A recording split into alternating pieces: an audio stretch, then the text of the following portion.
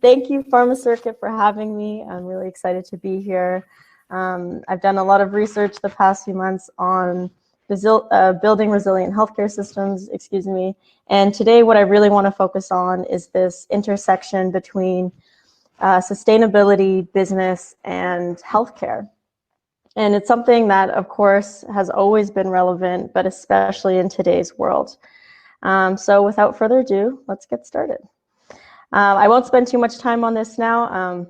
Of course, you know from that amazing introduction who I am. I have a degree in sustainable business and innovation, and I'm currently working as a trend and research analyst for a leading international trend forecasting and research firm called Trend Watching.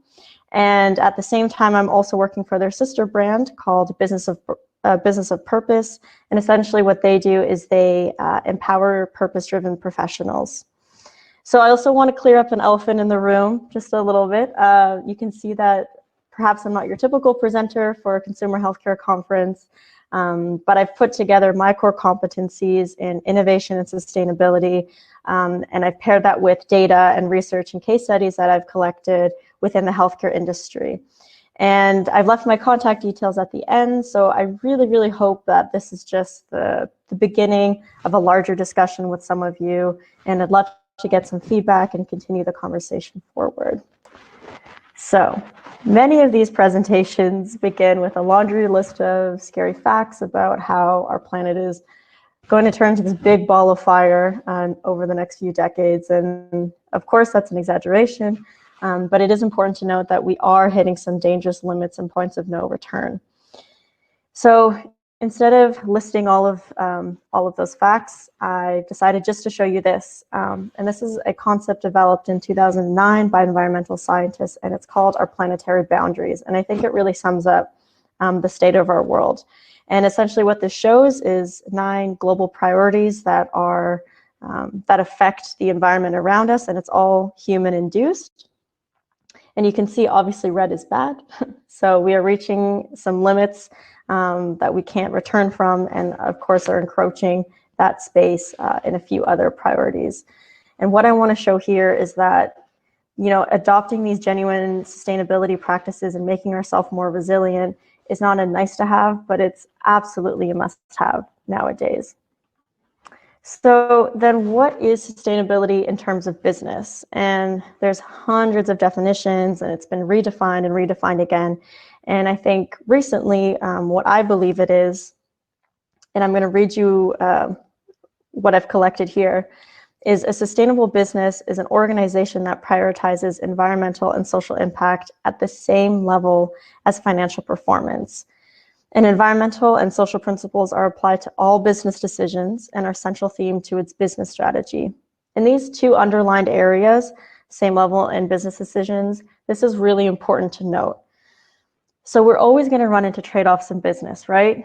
That's inherent, and that's part of the industry that we're in. But a lot of people think that, you know, I have to give up a significant portion of my revenue, my bottom line, to induce social impact and social change. And that's just not true anymore. And there's so many models to prove that and many case studies that we'll go into. So really prioritizing, you know, these 3 elements, environmental, social, and financial, at the same level is core to sustainable business. And then having these environmental and social principles apply to all business decisions, this is also very important. So gone are the days of a CSR department in your dingy office basement. You know, these people, oh gosh, they're just complaining the whole time. And, you know, it's not about compliance anymore. It really has to be part of your core strategy. And a note on that, you know, it's not these short-term quick fix goals. It's not. I mean, of course, there has to be measurable short-term steps. But of course, they're not lofty goals either. Sometimes a company will come out and they'll have this ambitious plan in the next 10 years. But okay, what are your steps to get there? So to me, this is what a sustainable business is. They're functioning in their day-to-day and they're future-proofing themselves. I always love a good quote. And some of you I've already connected with on LinkedIn, so thank you. And if you go on my LinkedIn, you'll obviously see this quote. I really love it. So Paul Pullman, he's the former CEO of Unilever, which of course is a huge consumer goods giant and a shining star in the world of sustainability. And what he writes is, sustainability makes good business sense, and we're all on the same page at the end of the day. And I think this is really profound, and it's so simple because I think it really portrays the heart of what we're trying to do. You know, we shouldn't be competing against each other anymore. We really need to come together and collaborate and do what's best, not just for our bottom line, but for the community around us. And I truly believe that we inherently want to do not just our jobs, but we really want to do good. And I think that's kind of what's summarized in this quote. You can hang that on your fridge if you want. You're welcome. So now let's dive a little bit deeper into some concepts and frameworks. I've chosen just 4, you can see here. Of course, there are so many out there, but I think these are quite general enough for us to be able to dive a little bit deeper. In these top 2 quadrants here, this really focuses on stakeholder versus shareholder. And these concepts down here, they focus more on finding meaning and purpose. So let's start with creating shared value. So CSV, or creating shared value, is a concept that was coined by Michael E. Porter and Mark Kennedy from Harvard. And it basically outlines the idea that creating economic value can simultaneously create societal value by addressing specific needs and challenges. So this idea with CSV is to create profits that also have societal benefits. And this links in very nicely with the triple bottom line. And so this is the triple bottom line is more of an accounting concept, I would say. And PPP stands for People, Planet, Profit. And essentially companies, they can use this to evaluate the performance based on 3 different playing fields now. There's also talk about the quadruple bottom line, but we're just going to ignore that for now. We don't have time for that. And now we get into maybe a little bit more spiritual, but it's called conscious capitalism, excuse me. And it's a philosophy that was created by John Mackey and Raj Sisodia. And this approach essentially is built on this universal truth that people, they really aspire to find meaning and find purpose and have impact in the world. And they really want to feel fulfilled. So conscious capitalism took that universal truth and are now applying it to business entities and are trying to breathe that into business entities. So it's quite thought-provoking stuff that they put out. And this leads me into this idea of purpose. That is also a word that's being thrown around a lot, similar to sustainability. But what I want to show here and what I want to talk about is purpose-driven business. And this is the field that I work in right now. So before, in the old business paradigm, we had essentially 2 different types of businesses. We had the for-profits, and then we had the non-profits, right? And the for-profits said, okay, we're going to go out, pump out these products and services, and we're going to generate revenue, and we're going to give back to our shareholders. And then the nonprofits, they were the ones who were really in charge of taking care of social change issues.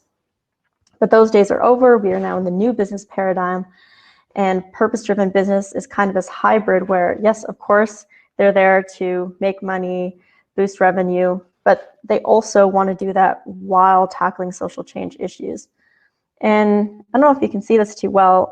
There's many studies, and I mean many, especially in the last 5 years, that show that these purpose-driven businesses outperform the market on numerous factors time and time again.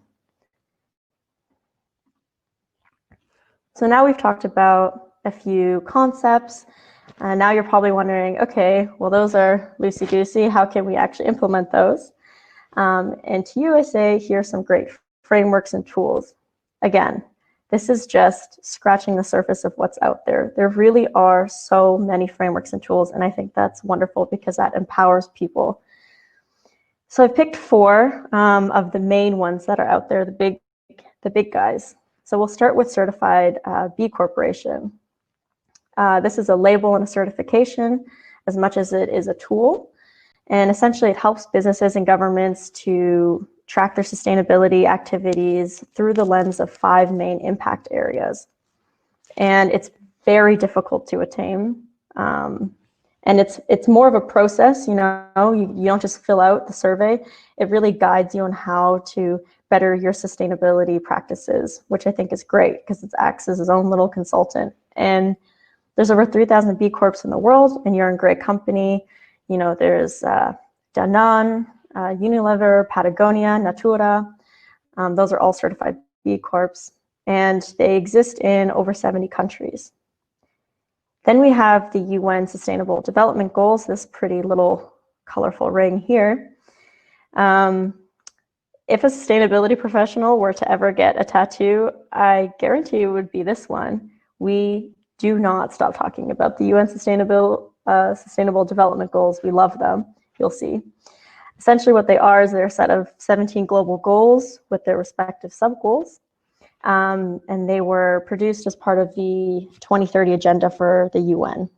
Are we on track for them? COVID might have halted that a little bit.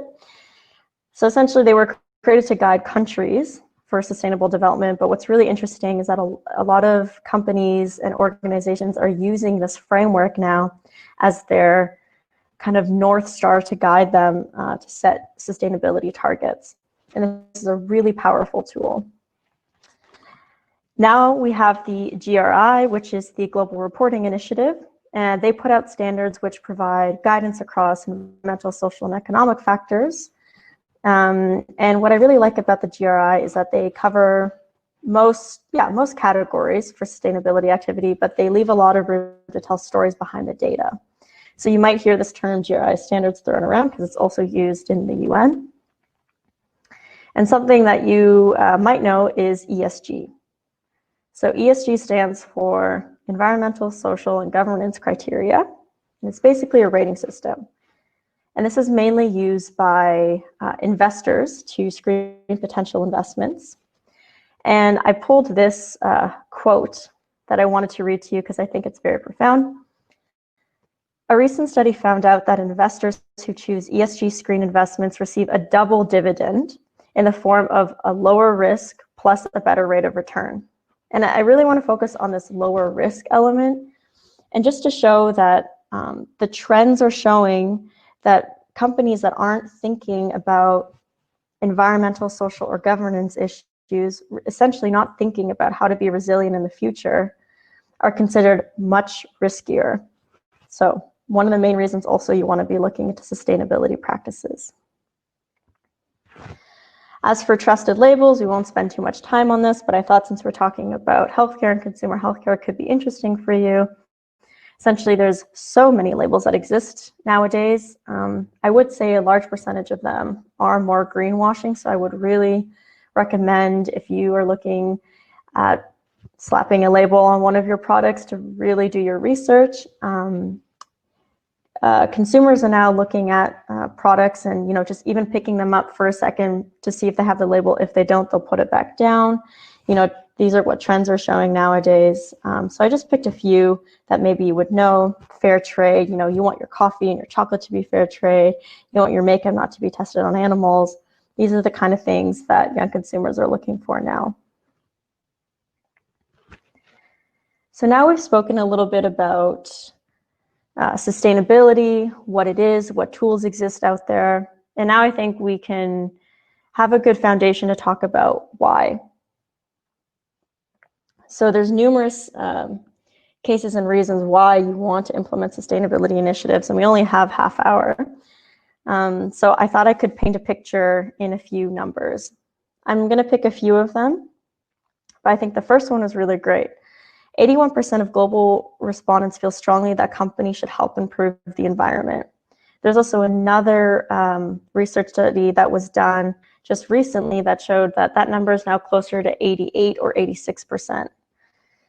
So guys, consumers, they are looking for this. And it's not just young consumers.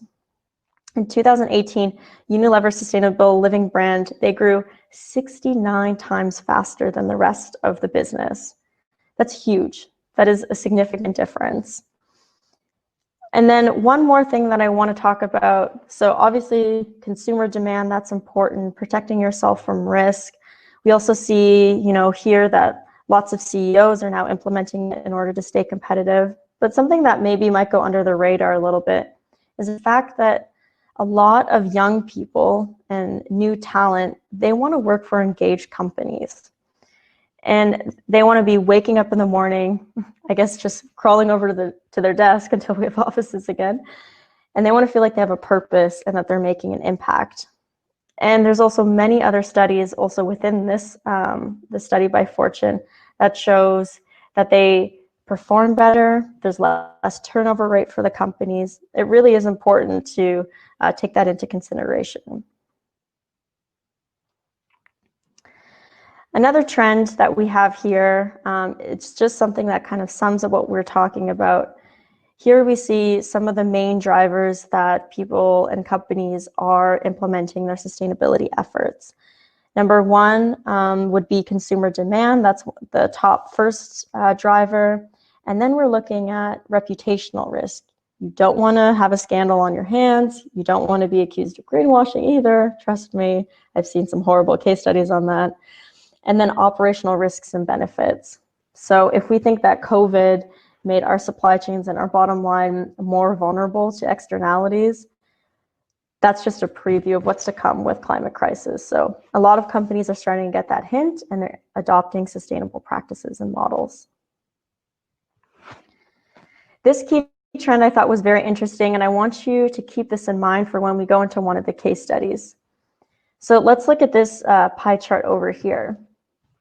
A lot of companies, they spend a lot of time and investment and energy. They have their staff on board. Great, we have a sustainability initiative. We have a plan. It's in our core strategy.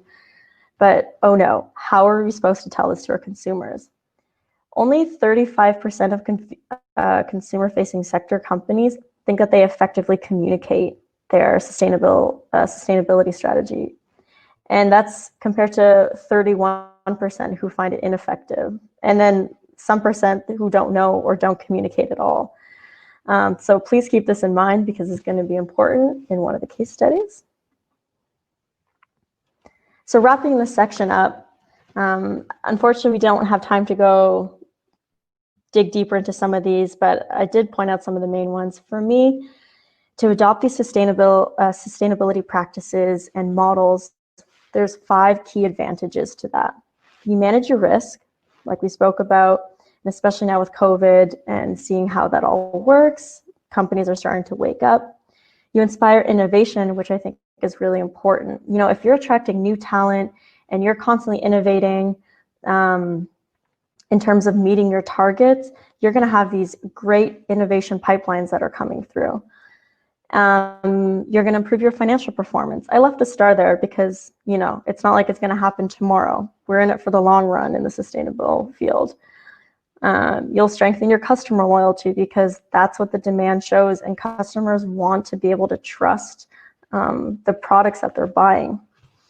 And you'll engage your employees, also in the sense of, the nice return for you guys as business leaders would be, okay, they're going to be more productive and they're going to stay at the company. So now what we're all here for is, of course, healthcare. So part of building and coming up with strong, resilient strategies, healthcare or not, is understanding what is material for your company. So I don't know. I'm not going to be a Band-Aid brand or a plaster brand, and I'm gonna, focus all my efforts on conserving the life of the wild bison. Something that was really random, but you really need to pick something that's very material and that addresses something that your company addresses. And I'm going to show that to you. So Forbes and MIT Sloan Management Review, they conducted this study and they looked at the SDGs. I warned you, I was going to bring it up again. And they saw that for biotech and pharma, these SDGs are particularly important. So quality education, clean water and sanitization, infrastructure, and sustainable cities and communities. And of course, life below water. And of course, they've outlined some sub-goals. So this is on a macro level and a macro lens, what they think that pharma and biotech should be looking out for.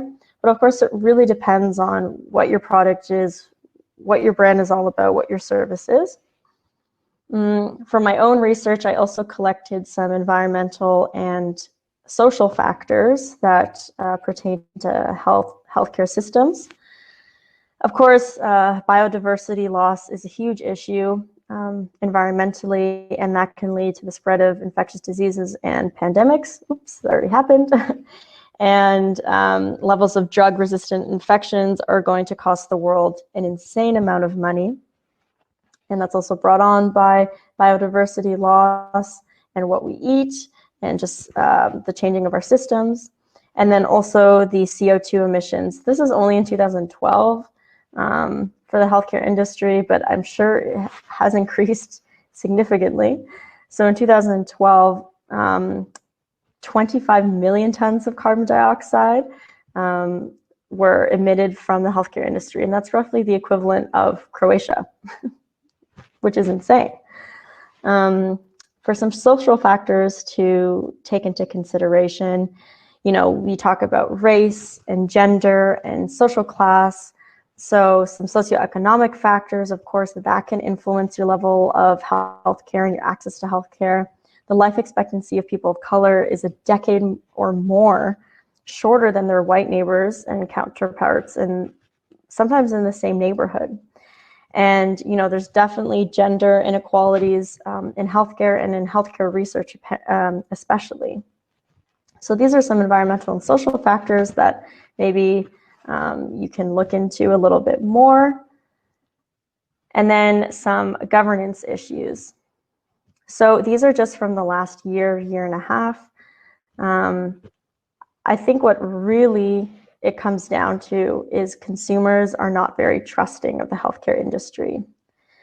So we see here the Edelman Trust Barometer from 2019. I don't know what that would look like right now with 2020, with everything going on. So essentially it tracks different industries here and consumers' level of trust in them. And healthcare is this red little line right here. It's not doing too hot, could do a lot better. Another thing is also corruption. A lot of people worry about corruption, and so that's a high priority for the pharmaceutical industry, and again, especially in the age of COVID. And then also another governance issue would be price transparency. So these are also some things to note.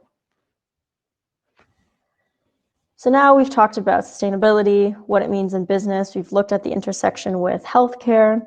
And now I want to talk about a couple of short case studies. And in our conversations after, we can talk about more. Obviously, can't include them all in here. And one of the first ones is Johnson & Johnson. You cannot talk about consumer healthcare and sustainability without talking about Johnson & Johnson. I will not go into the size of this company and all the subsidiaries. So let's just say massive company, multinational, and they have amazing sustainability initiatives. So they set 5-year goals to improve the sustainability of their company, which I think is a good amount of time. They're not saying, okay, in 20 years, we're going to be carbon neutral. They're very actionable, measurable steps. They have a company purpose that they put in their core strategy and that they align to. And, they communicate with their stakeholders and see how they expect them to lead. They have KPIs, which are all data-driven, and they report everything. So this is just a report archive, and it goes further past a decade. What also I want to note here is that they have a message from their CEO and chairman, Alex Gorski, which I think is really nice to have on a public-facing website to show consumers that, okay, this is a top-level priority for us. So also a great way to kind of start communicating and showing transparency for when you talk about sustainability initiatives. And I asked you to keep this in mind before, but this idea of communicating. I think Johnson & Johnson does a really great job in consumer healthcare communicating their sustainability efforts. So these are screenshots from the front page public website, jnj.com. You go on there, you see a carousel, and as a consumer, I can just click through and see, oh, what's new for Johnson & Johnson? So, they're investing in sustainable packaging. They're looking at gender representation in the world of STEM. They're also helping employees exercise their right to vote. So me as a consumer, that makes me trust Johnson & Johnson, want to interact with the brand more. So I think they do an incredible job as far as communicating. So this is a big multinational. Sometimes you don't have the manpower or the money or the time like Johnson & Johnson. So I've also included a small vegan and sustainable condom startup. It's called Einhorn, which means unicorn in German. You can make the link there. So they're Berlin-based, and their European revenue in 2018 was 3 million. And yeah, they're a profitable 6-figure company, and they're cheaper than their competitors, and they have so many initiatives. And they invest 50% of their revenues into fair sustainability activities. So one of them being that they donate 15% of, they pay 15% more to latex farmers than their competitors because they want to give them a living wage. So that's what they've seen that's material to them and how they can make a positive impact. I work for Trend Watching, so obviously wanted to include something for that. This is on our premium website, so that's behind a paywall. But there's so many interesting innovations and startups that are happening. When we talk about innovation pipeline, I mean, the stuff that has come out in the last year or so, there's a tool that spots fake medication and counterfeit beverages. There's a reusable tampon applicator. A brand partnered with a famous soy sauce company to create containers for hand sanitizer. It's really so much out there, and really, if you guys are interested in these types of innovations and being inspired, I would definitely check out Trend Watching, trendwatching.com. They have so many of these reports and industry reports. Of course, I have to give a nod to Business of Purpose. Essentially, Business of Purpose is first and foremost a community that connects purpose-driven professionals together. And we have a very engaged Slack channel. There's a little bit of a application process to get in, but you can also sign up to our free newsletter. Anyone can subscribe to it. I actually write the newsletter, so if you receive it monthly, you know the face who wrote it. We have a resource and insights page. We also do purpose tours where we go to companies and talk to them about their purpose-driven business. And now to wrap up the conversation, I want to kind of give some actionable steps on where to start. So first, understand the impact of your product and your service. That's number one. Many companies don't know that. So really, you have to know the good and the harm that you're doing. Define your impact area, see what's material to you. Like Einhorn, you can improve the life of the farmers. Great, do that. Envision, so write your company purpose and, write out the change that you want to bring to society. And then you set the measurable KPIs and you engage your stakeholders. And the last thing I want to leave you with is to collaborate. And thank you very much. And you can reach out to me on LinkedIn, on WhatsApp, or I've left my personal email there as well. And I hope that I can reach out to some of you in the future. Sure. Thank you so much, Izzy. I think it's a great presentation. We have 2 questions from you. The first one from Mario. He's asking, what could be better criteria than just cost saving to achieve sustainability in the healthcare industry? So any thoughts on that? What could be better criteria than just cost saving? Do you mean criteria like as an advantage for? As an advantage for sustainability, because now as a background to that question, what Mario was asking, that nowadays with COVID and all this, going on, there is an increased cost pressure in the industry for R&D, but still companies have to grow. So they have to, they cannot invest as much in R&D and, innovation, but they have to more look at sustainability and how to, is it a good criteria, cost savings for, achieving sustainability, or we go for the Einhorn and other examples which you gave, you have to give back to the society to get back from the society. So what do you think? Absolutely. Yeah, I mean, sometimes the upfront investment is huge, depending on what sustainability initiative you want to implement and how you want to go about it. So obviously in these times, especially with COVID and depending on the industry, that's not a question for this year or next year. Absolutely. But I think to even start the ball rolling, not even to have monetary investments, but really to start looking at what the potential is, you're going to open yourself up to a whole network of people who first and foremost want to collaborate. So, gaining inspiration, gaining new talent, and really in the future, I do really believe that the biggest advantage to me, in my eyes, would be to protect yourself from risk. Because especially in the EU, if we're going to start putting down carbon taxes, if we're going to start changing our policies, because government is a huge stakeholder in this as well, companies are really going to start to have to adapt early. And if you're adapting now, then you're just going to be future-proofing yourself in the future. Correct. Very good, Izzy. We have many other questions from Utkarsh and others, so we'll pass it on to you due to paucity of time. For sure. I'm not prolonging, but thank you once again for this wonderful talk. From the whole Pharmacircuit management team, we remain grateful to you. It was absolutely a candid presentation, and we look forward to have you again on board in one of our future conferences. Thank you so much, Thank and you. we'll connect again soon.